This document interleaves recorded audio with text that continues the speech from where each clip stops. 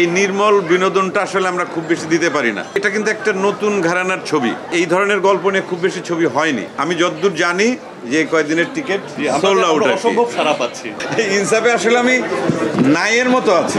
ও আমাকে ঢুকিয়ে দিয়েছে ক্যামেরার ভেতর দিয়ে। আপনাদেরকে দেখতে বললো তো জয়া এই ছবিটা আপনারা আপনাদের পরিবারের সবাইকে নিয়ে, মা বাবা ভাই বোন যার যা আছে, স্ত্রী সন্তান সবাইকে এনে, কারণ আসলে আমাদের নির্মল বিনোদনের সুযোগগুলো কমে গেছে। তা এইটা আমি মনে করি যে উৎসব সেরকম একটা আয়োজন, এবং তানিমকে আমি এর জন্য অনেক ধন্যবাদ জানাই। সেই সঙ্গে আমাদের এই ছবির সঙ্গে যারা সংযুক্ত ছিলেন, আমার আয়নাবাজি সিনেমার যিনি director of photography DOP Rashed Zaman, Rashed ভাই আছেন, ওনার সঙ্গে আমার এটা সেকেন্ড ফিল্ম। রাশেদ ভাই অসাধারণ কাজ করেছেন, সেই সাথে অনিম সহ আরও যারা যারা মানে এই সিনেমার পেছনে কাজ করেছেন। প্রডিউসার হিসেবে ছোটন আছেন, আমাদের কৃষ্ণেন্দু, ডোপের যারা যারা আছে সবাই, এরা আমাদেরকে যেভাবে নিয়ে কাজটা করেছেন। আমি এখন একটা কথা, কালকে আমি শোটা দেখেছি এবং মোটামুটি মানে হাউসফুল ছিল।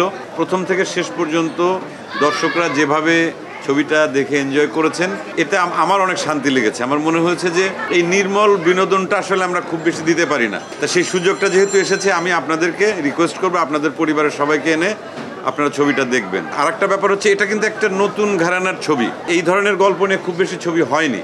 তা সেই জায়গা থেকে আমি মনে করি বাংলাদেশে বিভিন্ন ধরনের গল্প নিয়ে বিভিন্ন ধরনের ছবি হবে। অনেক ধরনের দর্শক আমাদের আছে, তারা এক একজনের রুচি এক এক রকম, তারা দেখতে চায় এক এক ধরনের ছবি।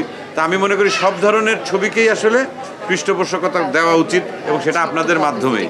আপনারা যদি এই কথাগুলো যদি সারা দেশের মানুষের কাছে ছড়িয়ে দেন, এবং সারা দেশেই ছবিটি মুক্তি পেয়েছে, এরপরে দেশের বাইরে আমেরিকা, অস্ট্রেলিয়া, কানাডা, পর্যায়ক্রমে সব জায়গায়, দেশের বাইরেও আমাদের যত বাঙালি ভাই বোন আছেন তারাও এই ছবিটি দেখতে পারবেন। এবং সবাই যদি তাদের পরিবার নিয়ে এসে এই ছবিটি দেখেন, তাহলে ভবিষ্যতে আমরা আরও ভালো ভালো ছবি করতে পারবো। এবং সবসময় আপনাদের প্রতি কৃতজ্ঞতা। আপনারা এই যে সারা দিন ধরে যে কষ্ট করে কাভার করছেন, মানে সিনেমার জন্য আপনারা এসছেন, সেজন্য আপনাদের প্রতি অনেক ভালোবাসা, অনেক কৃতজ্ঞতা। আপনারা আমাদের সিনেমার জন্য অনেক বড় সহায়ক শক্তি প্রচারের ক্ষেত্রে। সেই কাজটি আপনারা করবেন, ভালো সিনেমা বা দর্শকের কাছে পৌঁছে দেওয়ার জন্য আপনারা যে দায়িত্ব সবসময় পালন করেন সেটা করবেন। আপনাদেরকে অসংখ্য ধন্যবাদ। আমি উৎসবের টোটাল টিমকে, এবং সেই সঙ্গে যারা যারা দর্শক, আমি যতদূর জানি যে কয়েকদিনের টিকিট সোল্ড আউট, অসম্ভব সারা পাচ্ছি। আর আমরা ভাগ্যবান যে এইরকম একটা ঘটনা আসলে খুব বেশি ঘটে না।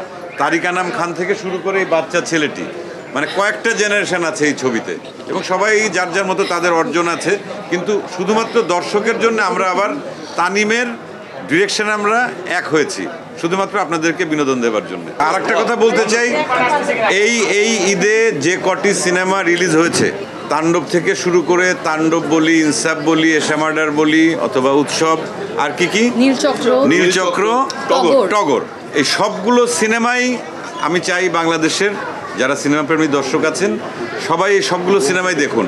আসলে আমাদের সিনেমাকে যদি সামনের দিকে আমরা এগিয়ে নিতে চাই, একটি দুটি সিনেমা দিয়ে আসলে হবে না। সব সিনেমাই কষ্ট করে সবাই বানায়। এই যে একজন ডিরেক্টর বা প্রডিউসার, ভালো মন্দ তো হবেই, রান্নাও তো প্রতিদিন একরকম স্বাদ হয় না বাসায়।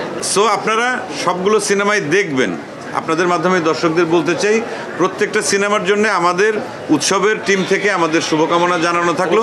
বিশেষ করে তাণ্ডবের একজন অভিনেত্রী এখানে আছেন, শাকিব খানের জন্য অবশ্যই শুভকামনা। সেই সঙ্গে যারা যারা অন্য ছবিগুলো করেছেন সবার জন্য আমাদের শুভকামনা। এবং জয়া দুটো ছবিতেই আছে, তাণ্ডবেও আছে আবার উৎসবেও আছে। এই ইনসাফে আসলে আমি নাইয়ের মতো আছি, থাকতে থাকতে নাই, অথবা একটু থেকেও নাই। তো ওটা নিয়ে আসলে বলার কিছু না, এটা একটা চমক।